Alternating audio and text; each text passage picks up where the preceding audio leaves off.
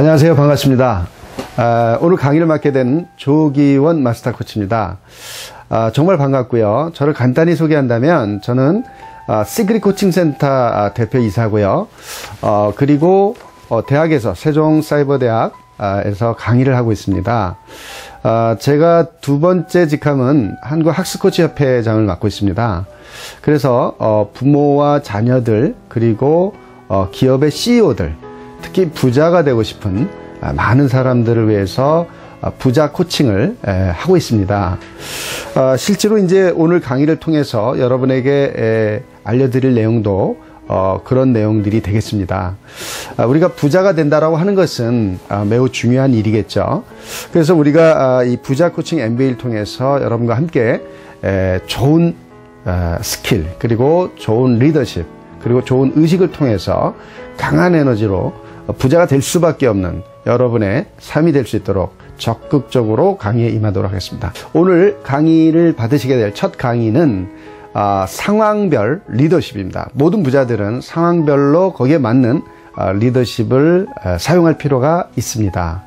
자, 그러면 이 상황 리더십이란 뭘까요? 이 상황 리더십이라면 여러분이 만약에 가정에서 자녀와의 관계, 부부 관계, 이 가족 간의 관계에서도 사실은 팔로우와 리더가 있다면 리더는 올바른 리더십이 반드시 필요합니다.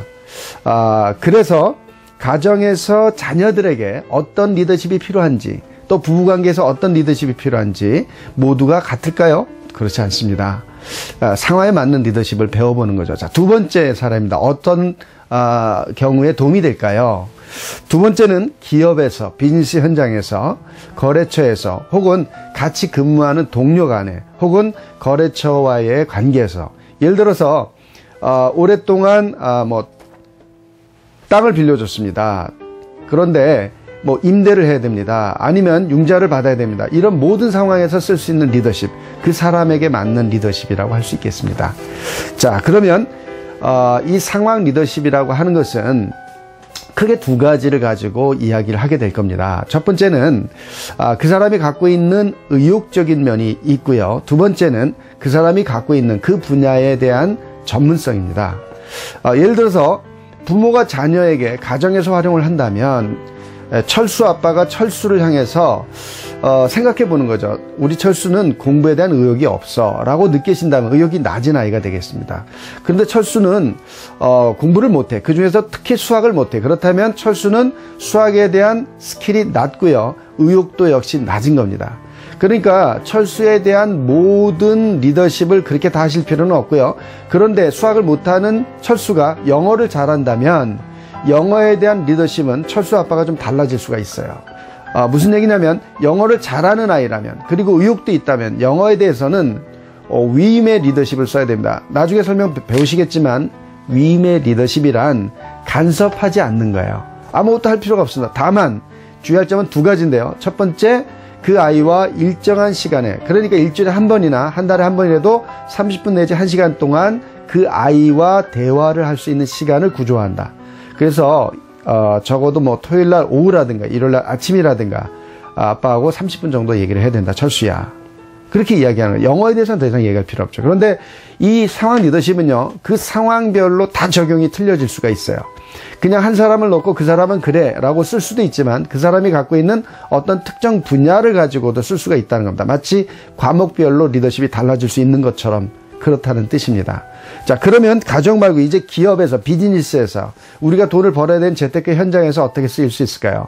일단 직장의 사례를 본다면 제가 이사입니다. 이사인데 제 밑에 본부장이 있어요. 저는 본부장의 리더죠.